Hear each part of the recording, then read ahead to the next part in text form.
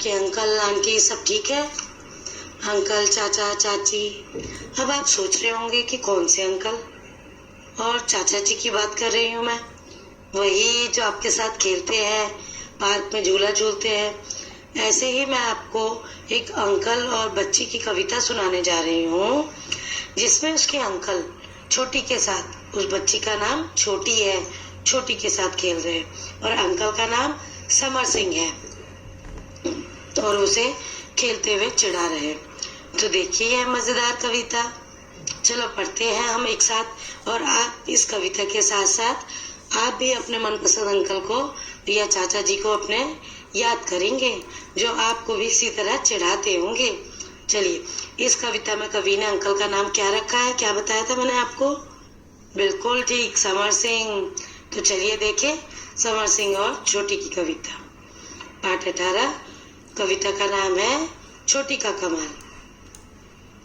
समर सिंह थे बहुत अकड़ते, छोटी कितनी छोटी, मैं हूँ आलू भरा पराठा, छोटी पतली रोटी, मैं हूँ लंबा मोटा तगड़ा, छोटी पतली दुबली, मैं मोटा पटसन का रस्सा, छोटी कच्ची सुतली, लेकिन जब बैठे शीशा पर होश ठिकाने आए, छोटी जा पहुंची चोटी पर समर सिंह चकराए।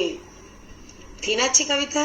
चलिए अब जरा इसका अर्थ देखें ताकि यह कविता आपको भली भांति समझ में आए। इस कविता में जो समर सिंह थे वो अपनी छोटी के साथ खेलते हुए उसके साथ बहुत अकड़ते थे और उसे कहते थे कि तू तो बहुत छोटी है, तू तो बहुत छोटी है। फिर समर सिंह उसे चिढ़ाते हुए कहते हैं कि मैं आलू से भरा हुआ स्वादिष्ट पराठा हूँ। आलू का पराठा आप सबको पसंद होगा ना, कैसे वो मोटा मोटा होता है, और तुम पतली सी रोटी हो, जो आपकी मम्मी सुबह शाम रोटी बनाती होगी। वो कहती थी छोटी तुम पतली सी रोटी, और मैं क्या हूँ? आलू का पराठा, स्वादिष्ट आलू का पराठा जो खूब सारा फिलिंग वाला है, खूब सारे जिसमें आलू भरे हुए। फिर समर सिंह देखो क्या कहते हैं, मैं हूँ लंबा मोटा तगड़ा, छोटी पतली दुबली। फिर समर सिंह कहते हैं इन पंक्तियों में कि मैं लंबा मोटा तगड़ा हट्टा कट्टा हूँ और छोटी तुम तो पतली दुबली हो। फिर देखिए क्या कहते हैं समर सिंह, मैं मोटा पटसन का रस्सा, छोटी कच्ची सुतली, यानी मैं मोटा पटसन का रस्सा हूँ जो बहुत मजबूत होता है, और तुम छोटी कच्ची सुतली हो जो जल्दी से टूट जाती है। सुतली मतलब एक धागा होता है पतला सा जो जल्दी से टूट जाता है। देखिए फिर क्या हुआ, लेकिन जब बैठे सीसौ पर होश ठिकाने आए। लेकिन जब समर सिंह, सीसौ क्या होता है बेटा? सीसौ एक झूला होता है। तो समर सिंह जब सीसौ झूले पर छोटी के साथ बैठे तब उन्हें छोटी का कमाल दिखा।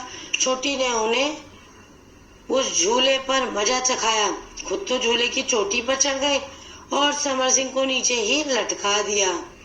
तब जाकर समर सिंह को छोटी का कमाल याद आया और उनको महसूस हुआ कि छोटी छोटी नहीं है बल्कि बहुत बुद्धिमान है और बहुत ही ज्यादा चतुर है।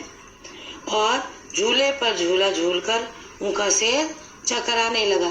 देखिए बेटा, छोटे बच्चों को तो आदत होती है झूला झूलने की, तो उनको कोई दिक्कत नहीं होती। लेकिन यदि जब बड़े इंसान, बड़े आदमी या हम लोग जब बड़े हो जाते हैं तब हमें आदत नहीं रहती है और तब हमें कोई बहुत ज्यादा झुला दे तो हमारा सिर चकराने लगता है ना।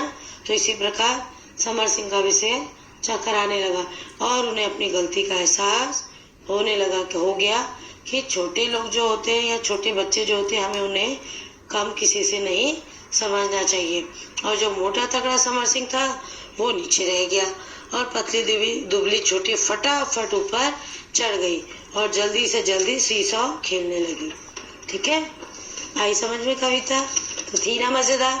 तो आपको इस कविता को पढ़ते हुए कोई किसी अंकल का या चाचा जी का या ताऊ जी का ख्याल आया जो आपको इसी प्रकार चिढ़ाते हैं? जी जरूर आया होगा ना कोई तो आपके चाचा, दादा, ताऊ जी कोई तो होंगे जो आपको इस प्रकार छेड़ते होंगे, है ना? हाँ बिल्कुल सही। चलिए, थी ना मजेदार कविता? अब जरा आपको इसका अभ्यास कार्य देखना है और बताना है कि कौन चोटी पर पहुंचेगा और कौन नीचे रह जाएगा। ठीक है, चित्र देखिए, इनको सीसॉ में बैठाइए अपने मस्तिष्क में और बताइए कौन ऊपर रहेगा और कौन नीचे होगा। ठीक है बेटा, चलिए। और आप चाहे अपने दोस्त के साथ भी सीसॉ खेल सकते हैं। पेट्स को ले जाते हैं, कुत्ते को ले जाते हैं, बिल्ली को ले जाते हैं, जो आपने पाली हो या आपके घर में आ जाती हो, उसको भी बैठा के खेल सकते हैं।